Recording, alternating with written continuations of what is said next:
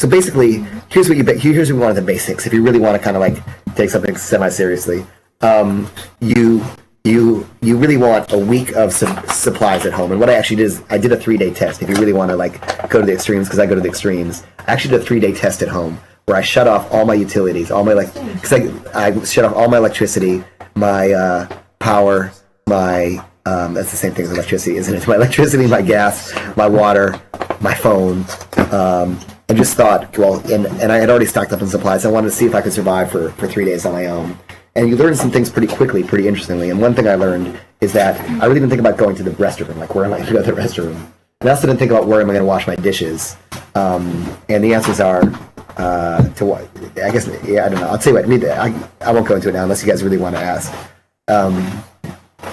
Dr. Noon said you can survive 3 days on Second Life alone. That's true. We should probably create some kind of cool simulation. Anyway,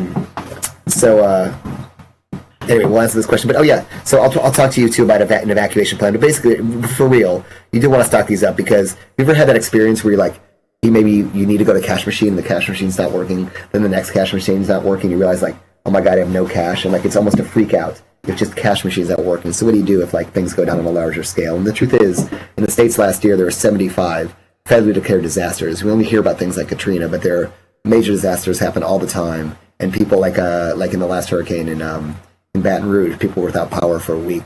So, close the barn door before the horses go on and really like stock up on 7 days worth of food, water, and some fuel so you can stay warm if you live in a cold part of the country. So let's see what our answers are. I'll give you the answers. And in our next break, I'll talk about your evacuation plan.